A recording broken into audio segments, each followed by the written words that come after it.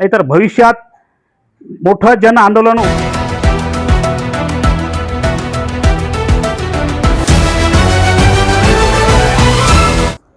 आदिवासी कार्यालयातील विद्यार्थी आंदोलनाला वाढलाय पाठिंबा।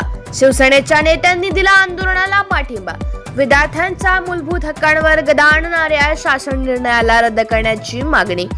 शिक्षण हा विद्यार्थ्यांचा मूलभूत अधिकार आहे।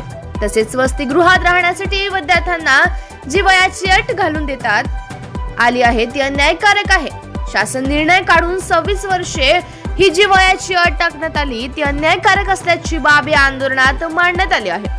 आदिवासी विद्यार्थ्यांच्या मूलभूत हक्कांवर गदा आणणारा शासन निर्णय आदिवासी विभागाने काढला असल्याचा आरोप करीत हा शासन निर्णय रद्द करण्याची मागणी होत आहे।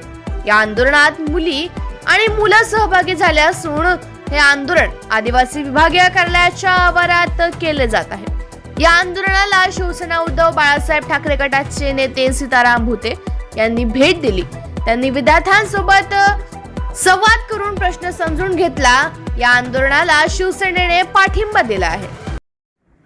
या सरकारचं ध्येय धोरण असं आहे की जेनजींना शिक्षणापासून वंचित ठेवण्याचा यांचा जो मनसुबा आहे तो दिल्लीच्या आंदोलनामुळे यांचा मनसुबा तो धुळीस मिळालेला आहे।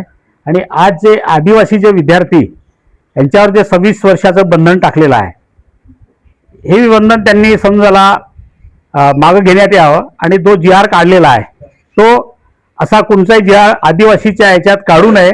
आणि गडचिरोलीला ज्या 3 मुली मरण पावल्या त्या खालतं झोपलेल्या होत्या। असे कोणतेही समजायला हॉस्टेल जे आहे आदिवासी हॉस्टेल त्यांना पुरेपूर समजायला सुविधा देण्यात यावी अशी मी शिवसेना उद्धव बाळासाहेब ठाकरे पक्षातर्फे मागणी करतो। नाहीतर भविष्यात मोठं जन आंदोलन उभारण्यात येईल। आदिवासी सगळे जनजीला घेऊन मोठं समजायला एक आंदोलन उभारण्यात येईल।